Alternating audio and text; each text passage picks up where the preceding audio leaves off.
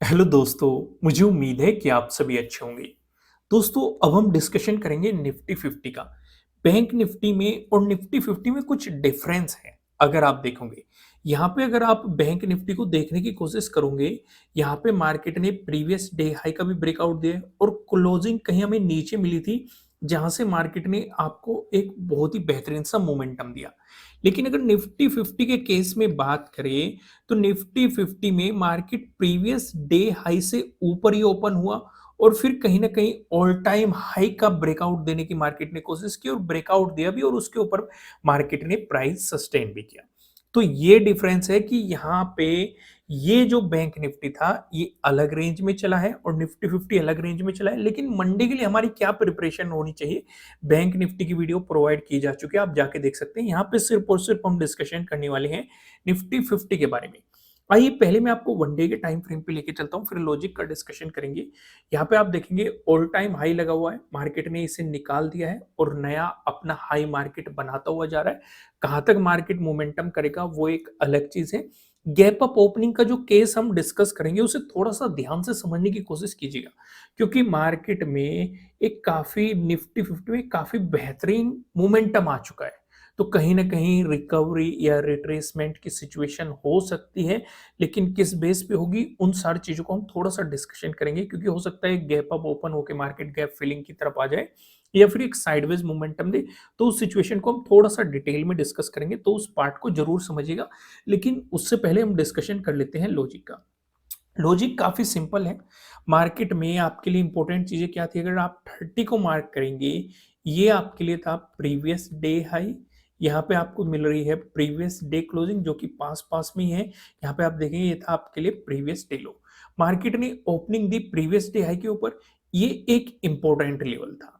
क्यों important level था यहाँ पे इसलिए इंपॉर्टेंट लेवल था, ये ऑल टाइम हाई के पास में था। जो मैंने अभी आपको वन डे के टाइम फ्रेम पे दिखाने की कोशिश की है, ये वाला रेजिस्टेंस जोन था। अगर आप देखेंगे, आप इसे ड्रॉ करके आएंगे तो आपको यहीं पे मिलेगा।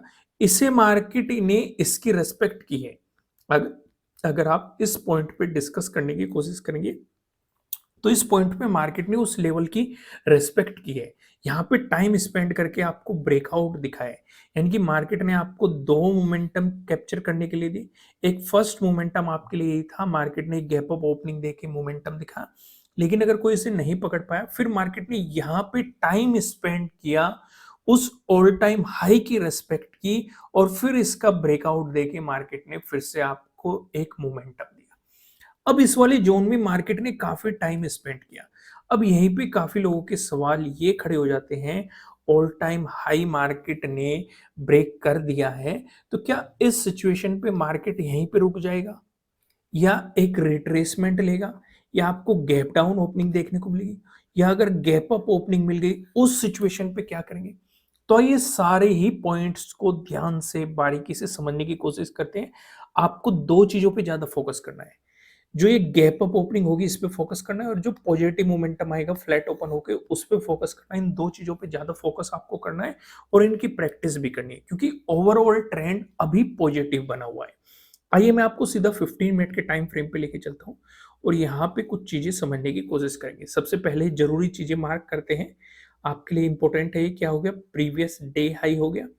ये आपके लिए इंपॉर्टेंट हो गया, क्या हो गया, प्रीवियस डे क्लोजिंग हो गया। ये इंपॉर्टेंट हो गया, प्रीवियस डे लो। अगर मार्केट फ्लैट ओपन होके पॉजिटिव मोमेंटम दिखाता है इस सिचुएशन पे, जैसे कि आप ऑब्जर्व कर रहे हैं, प्रीवियस डे हाई हमारे पास काफी नजदीक है। अगर प्रीवियस डे क्लोजिंग से मार्केट ऊपर चलना शुरू हो गया, तो एक ये रेजिस्टेंस के रूप में एक्ट कर सकता है। और मार्केट ने यहाँ पे बहुत ज्यादा टाइम स्पेंड किया। अगर आप इस वाले जोन में ऑब्जर्व करेंगे, लगभग हर एक कैंडल ने उस लेवल को टच करने की या उस लेवल को ब्रेक करने की कोशिश की है, लेकिन ब्रेक नहीं कर पाया। तो इसका मतलब क्या है, इसका मतलब ये है इस बीच आप कुछ भी नहीं करेंगे।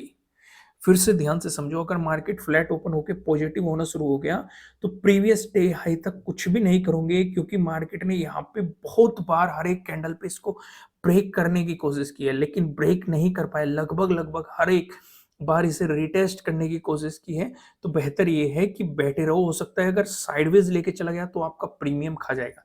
जब तक आपको प्रीवियस डे हाई का ब्रेकआउट नहीं मिल जाता तब तक आप पॉजिटिव साइड नहीं सोचेंगे। वहीं पे अगर मार्केट फ्लैट ओपन होके आपको नेगेटिव मोमेंटम दिखाता है, तो जैसे ही मार्केट प्रीवियस डे क्लोजिंग से नीचे चलता है, आपको फॉलोअर कैंडल मिलती है, तो इस सिचुएशन पे आपके लिए सपोर्ट की पॉसिबिलिटीज़ हो सकती हैं प्रीवियस डे लो। अब गैप अप ओपनिंग का सिनेरियो थोड़ा-सा ध्यान से समझना, क्योंकि मोमेंटम भी पॉजिटिव बना हुआ है, 2 दिन की छुट्टियाँ भी रही है, गैप अप ओपनिंग अगर मार्केट करता है उस सिनेरियो को समझना। लेकिन गैप अप ओपनिंग का डिस्कशन करने से पहले मैं आपको बता दूं, आपके लिए किसी भी तरह का ना तो कोई बाय रिकमेंडेशन है, ना ही कोई सेलिंग रिकमेंडेशन है। ये जस्ट एजुकेशनल पर्पज से बनाई गई एनालिसिस वीडियो है। इन्वेस्ट करने से पहले आपको अपनी रिसर्च करनी है, अपने इन्वेस्टर की सलाह लेनी है, क्योंकि प्रॉफिट भी आपका होने वाला है, लॉस की जिम्मेदारी भी आपको अपने आप लेनी है। अगर गैप अप ओपनिंग का सिनेरियो बना, उस सिचुएशन पे क्या करेंगे?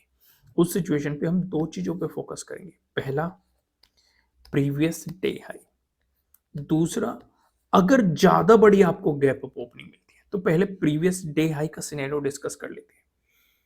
ये तो हम डिस्कस कर ही चुके हैं। यहाँ पे आप देखेंगे लगभग हर एक कैंडल इस जोन में इसका ब्रेक करने की कोशिश किया, लेकिन दे नहीं पाया। सेलर्स और बायर्स के बीच काफी बेहतरीन फाइट चली है। बायर्स चाह रहे थे कि मार्केट ऊपर जाए, सेलर्स चाह रहे थे कि नीचे जाए। उस वजह से आपको एक साइडवेज जोन यहाँ पे देखने को मिल रहा है। अगर मार्केट प्रीवियस डे हाई और प्रीवियस डे क्लोजिंग के बीच कहीं भी गैप अप ओपन होता है तो पॉजिटिव साइड ट्रेड नहीं करनी है जब तक कि इस लेवल का ब्रेकआउट नहीं मिलता। पहली चीज समझ में आ गई। दूसरा केस, पहला केस आपको समझ में आ गया। दूसरा केस, अगर मार्केट प्रीवियस डे हाई के पास ही मगर ऊपर ओपन होता है, फिर से ध्यान से समझो, अगर मार्केट प्रीवियस डे हाई के पास ही लेकिन इसके जस्ट ऊपर ओपन होता है तो पॉजिटिव फॉर्मेशन आपको मिलता है, फॉलोअर कैंडल भी मिलता है, तो पॉजिटिव साइड आपको अपॉर्चुनिटीज मिल सकती है, क्योंकि ज्यादा बड़ी गैप अप ओपनिंग नहीं मिली है। ज्यादा बेहतर ये भी रहेगा कि एक बार आ जाए, प्रीवियस डे हाई को टेस्ट कर दे और फिर ट्रेडिंग डे हाई का ब्रेकआउट देते हुए अगर आपको मोमेंटम दे देता है तो ये बहुत ही बेहतरीन प्लस अपॉर्चुनिटी आपके लिए हो सकती है। तीसरा डिस्कशन, अगर ज्यादा बड़ी आपको गैप अप ओपनिंग मिल जाती है, लगभग 100 प्लस पॉइंट के अराउंड, अगर आपको आसपास 5-10 पॉइंट ऊपर या नीचे या इससे ज़्यादा आपको गैप अप ओपनिंग मिल जाती है, तो उस सिचुएशन पे आप ट्रेड नहीं करेंगे। क्योंकि रूल क्या है, बड़ी ग्रीन कैंडल, बड़ी रेड कैंडल, बड़ी गैप अप ओपनिंग, बड़ी गैप डाउन ओपनिंग, इन चारों चीजों से हम दूर रहते हैं। इसके साथ साथ साइडवेज मार्केट, ये चारों चीजें एक तरह की चलती ट्रेन होती है जहां पे हमें प्लेटफॉर्म का इंतजार करना होता है। क्योंकि अगर ज्यादा बड़ी गैप अप ओपनिंग मिली तो मार्केट ऑलरेडी ही मोमेंटम आपको दे चुका होगा। भाई उस गैप अप ओपनिंग में ही निफ्टी 50 आपको एक मोमेंटम कवर कर चुका होगा। तो उस सिचुएशन पे बेहतर क्या है, वो ट्रेन रुके कहीं। और वो ट्रेन किस रूप में रुक सकती है? भाई जैसे मान के चलो मार्केट 100 प्लस पॉइंट के आसपास गैप अप ओपन हो रहा है या 5-10 पॉइंट नीचे ओपन हो रहा है, उस सिचुएशन पे भाई वो अपना एक ट्रेडिंग डे हाई भी बनाएगा और एक ट्रेडिंग डे लो भी बनाएगा। जस्ट एग्जांपल मान के चलो मार्केट यहाँ कहीं ओपन हो रहा है, तो इस सिचुएशन पे मार्केट अपना ट्रेडिंग डे हाई भी बना रहा है, ट्रेडिंग डे लो भी बना रहा है। अगर ये ट्रेडिंग डे लो का ब्रेकडाउन देता है तो उस सिचुएशन पे मार्केट इस गैप को फिल करने की कोशिश करेगा। तो आपको यही समझना है कि नेगेटिव साइड अपॉर्चुनिटी मिल सकती है, लेकिन ऐसे सिचुएशन पे ओवरऑल ट्रेंड अगर पॉजिटिव है तो आपको नेगेटिव साइड जाने के लिए कम क्वांटिटी में काम करना चाहिए। अगर ट्रेडिंग डे लो का ब्रेकडाउन भी आपको मिल रहा है तो उस सिचुएशन पे आप हाफ क्वांटिटी में काम करेंगे, क्योंकि मार्केट ऊपर जा सकता है, रिवर्स हो सकता है। तो नेगेटिव सिचुएशन में अगर ओवरऑल ट्रेंड पॉजिटिव हो और आपको ट्रेंड के अपोजिट डायरेक्शन में अपॉर्चुनिटी मिल रही है तो हाफ क्वांटिटी में आपको काम करना है। इस बात को आपको ध्यान रखना है, प्रॉपर स्टॉप लॉस को फॉलो करना है, क्योंकि अगर रिवर्सल हुआ तो भले ही स्टॉप लॉस हिट हो जाए लेकिन मार्केट से एग्जिट हो। ऐसे सिचुएशन पे आपको अच्छे तरीके से समझ में आया कि नहीं मैं क्या समझाना चाह रहा हूँ। लेकिन वहीं पे अगर मार्केट कहीं ना कहीं ट्रेडिंग डे हाई को निकालता है टाइम स्पेंड करके, तो उस सिचुएशन पे आपको पॉजिटिव साइड अपॉर्चुनिटी मिलेगी। लेकिन इसे भी हम थोड़ा-सा डिटेल में डिस्कस कर लेते हैं, क्योंकि अगर देखो पॉजिटिव साइड आपको अपॉर्च्युनिटी मिलती है, तो उस सिचुएशन पे भी आपके सामने कम से कम 2 केस बन सकते हैं। पहला, मार्केट आपको गैप अप ओपनिंग दे रहा है, टाइम स्पेंड कर रहा है। दरअसल 3 केस मैं आपके साथ डिस्कस कर देता हूँ। दूसरा केस क्या हो सकता है, मार्केट ने आपको गैप अप ओपनिंग दी और मार्केट ने टाइम स्पेंड करके ब्रेकआउट दे दिया।